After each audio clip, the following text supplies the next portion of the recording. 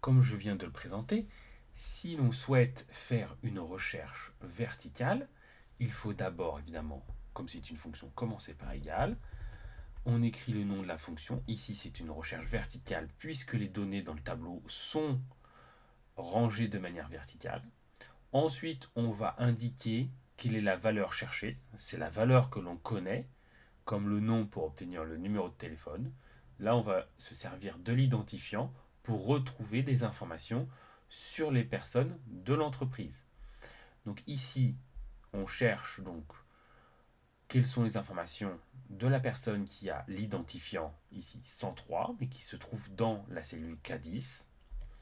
Ensuite, on va indiquer dans quel tableau on va ranger, enfin, on va trouver ces informations. Donc ici, on sélectionne l'ensemble du tableau. Ensuite, on va indiquer quelle est la colonne qui nous intéresse. Donc si par exemple, avec l'identifiant, on souhaite obtenir le nom de la personne, on va dire que le numéro de la colonne dans laquelle se trouve le nom, bah là ici c'est la deuxième colonne. Attention, on va donner le numéro de la colonne, non pas en fonction de la feuille Excel complète, mais seulement du tableau qui a été sélectionné.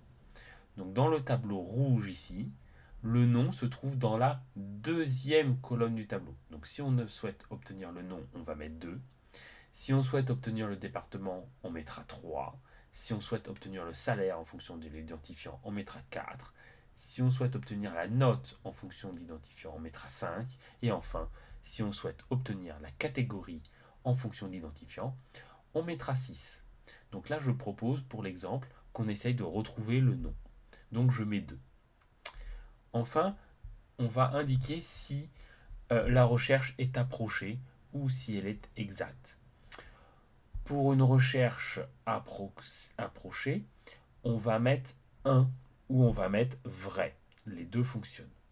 Pour une recherche exacte, on va mettre 0 ou on va mettre faux. Donc moi ici, je vais utiliser la notation avec le 0. Donc on va faire ici une recherche exacte, puisqu'en fait on va rechercher exactement l'identifiant dans le tableau. On ne cherche pas à trouver une approximation de l'identifiant. Une fois qu'on a fini ça, on ferme la parenthèse et on peut donc appuyer sur Entrée. Et là, on voit bien que le nom de la personne qui a l'identifiant 103, c'est Chloé. Pour vérifier, comme c'est un petit tableau, ça peut se faire facilement.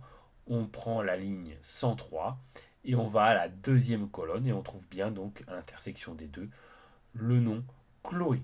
Donc on a bien retrouvé le nom de la personne en fonction de son identifiant.